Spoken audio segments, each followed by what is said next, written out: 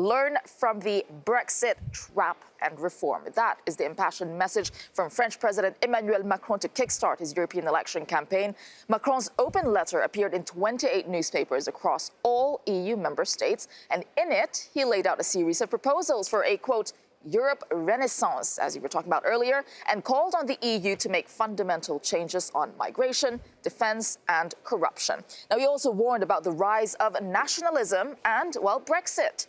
Macron said, quote, never since the Second World War has Europe been so essential, yet never has Europe been in so much danger. Brexit stands as a symbol of that. Now, he went on to say as well, quote, the trap is not being part of the European Union. The trap is in the lies and the responsibility that can destroy it. Who told the British people the truth about their post-Brexit future? All right, let's discuss what Emmanuel Macron is saying. He's clearly laying out his battle cry for the European parliamentary elections. He says Europe is in danger. Never has it been in more danger than in the Second World War. He wants to protect Europe, save Europe from populists, from nationalism, populists like your political party has been described as. Do you agree with this? Europe is in danger. No, I would present Macron as a danger for Europe.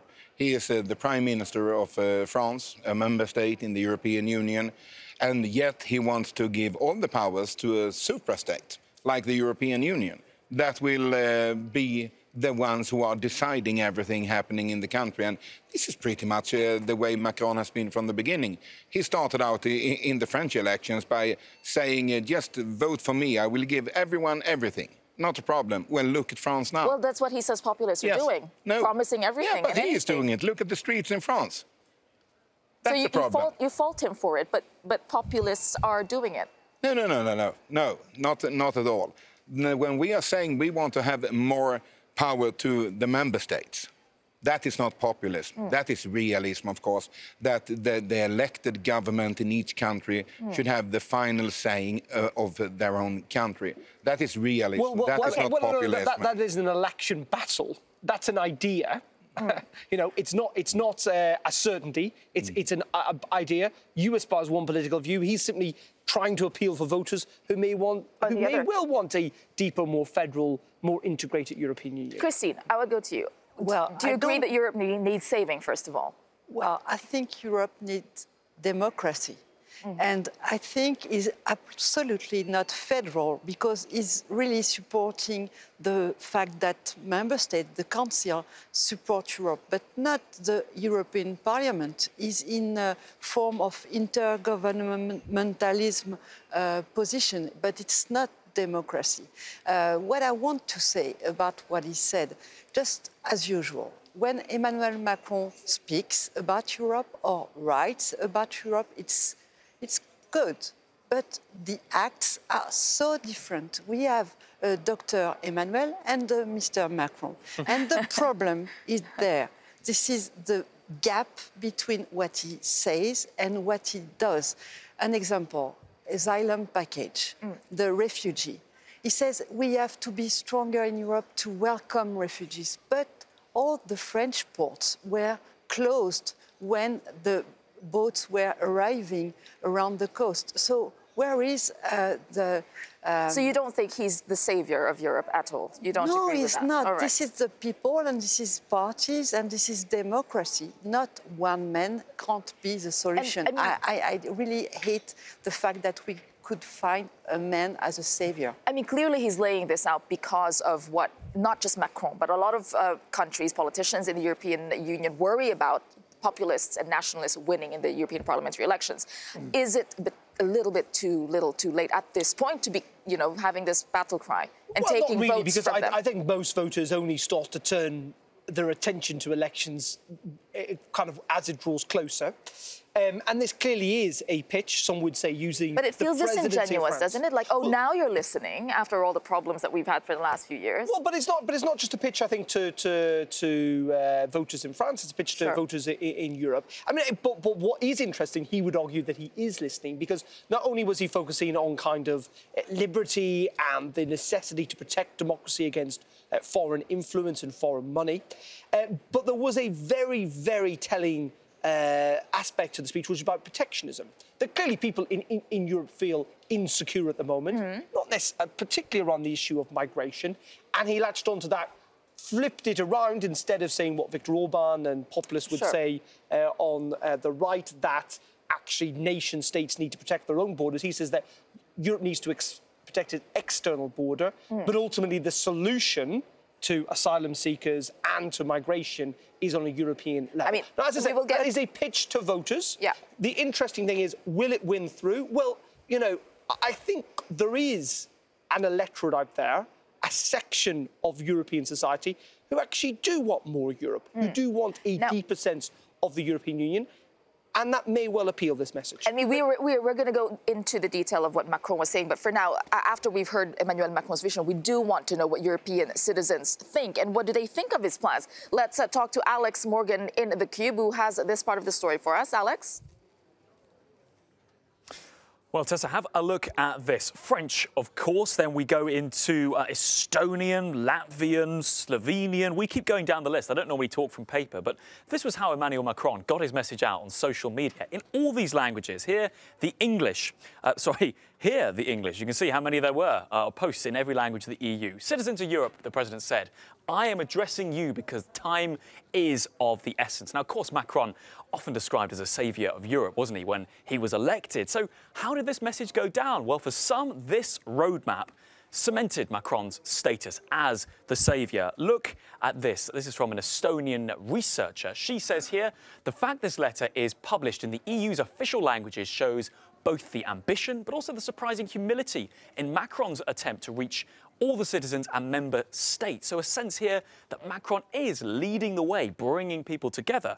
And it's not just ordinary citizens. These words, this praise echoed right at the top. The EU Council President, Donald Tusk, praising Macron, calling again, using this phrase, European Renaissance. But there isn't everybody who thinks Emmanuel Macron, is the man to lead a European Renaissance, the figure of Emmanuel Macron. There has been quite a lot that's happened since his election, let us not forget. This Polish researcher making a joke here about the Gilets jaunes, 16 weeks of protests don't go unnoticed in other countries, saying here, well, if Macron's going to be taking on this European role, the joke here is the yellow vest will become a pret-a-porter, like a ready-to-wear across the continent, a fashion staple. Obviously, making light of it here, but some people saying, look, you've got domestic problems. What are you doing this EU vision for? But of course, that is one voice, many people saying that. There are other people as well, though, in France, like the socialists, for example. Olivier Faure here, he is a political opponent of Macron, of course, but says Macron is almost like an illusionist. He is using big words to hide a lack of action, saying here that while Macron is talking up this collective, inclusive, progressive Europe, he's not acting on it. It's just words, the idea that Macron isn't the man to actually drive change. And then there are those saying, no, Macron's got the wrong vision for Europe. Let's just bring you up here. Christopher Hope, he's a Telegraph journalist. He's also a Brexit supporter in the UK, saying this letter is precisely why people voted Brexit. This idea of a European project as opposed to an economic union is what drove people to the exit door. Darren was talking about it there. Do people want more Europe? Christopher says no, and Macron is therefore feeding the kind of divisions at the centre of Brexit. And just finally, there are then those socialist voices saying that no, do not trust Macron. He himself, this account here calling him a neoliberal banker, taking rearranging deck chairs on the sinking Titanic. The idea that Europe should not shackle itself more to neoliberalism, in the words of this account, but to other agendas. So the question is Macron on the right page? Is he the right man to deliver it? And is this the right vision? Obviously, voters across Europe will be deciding very soon indeed. We're going to see a whole range of different voices there. Thank you, Alex, and our team in the Cube. Now, in addition to warning about populism, Macron also proposed several EU reforms. He said he wants to establish a European agency for the protection of democracies to guard against cyber attacks and ban foreign powers from funding EU parties. He also called for the overhaul of the Schengen area and the creation of a Europe-wide border force and asylum office. And he proposed a European minimum wage appropriate to each country, guaranteeing the same pay in the same workplace. All right, when we look at those proposals, I mean, especially when it comes to migration, still a big issue. Don't you think he's taking a book out of the populist, taking a leaf, sorry, out of the populist book there?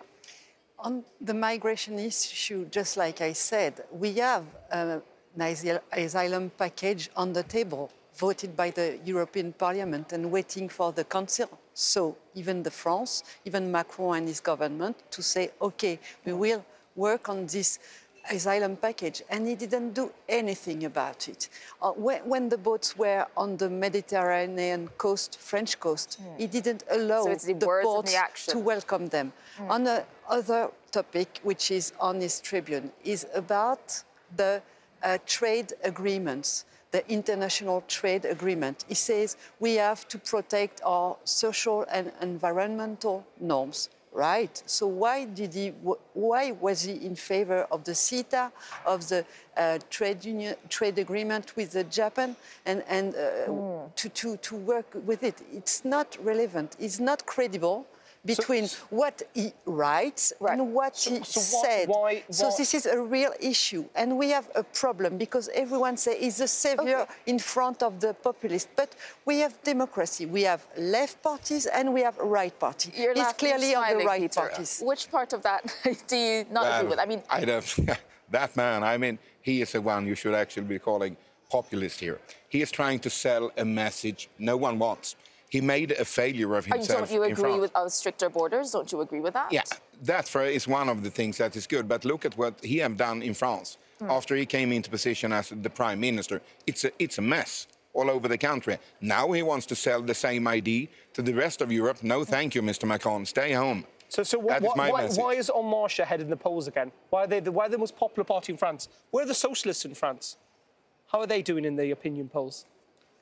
Well, we are proposing, and some of our proposals were in this text, but we are acting like it in the European Parliament on our votes, contrary to he and contrary to the group is supporting, the ALDE group. So we are just coherent, is not. The problem with Emmanuel Macron is his credibility between what he says and what he does. And if you see, and if you look at the papers of a French newspaper here in Brussels, who knows what he's been saying in France and what he's been doing here in Brussels, they know there's a big difference. Well, all I would add to that is that despite, 2 or 3 months of protests, despite the fact that he's an incumbent, En Marche are still ahead in the polls in France. Ahead of Marine Le Pen's party, ahead of the Socialists. It's not an election. Well, we shall see that, but the Socialists, a bit like the centre-left across Europe, are on the decline. Just last, I'll give you the last one. We don't have much time, but I want to say Macron is warning against populists again. Are populists worried? No, not at all. Are you scared of Macron? No, Mr. Macron, I'm not scared of you. Oh, there you go.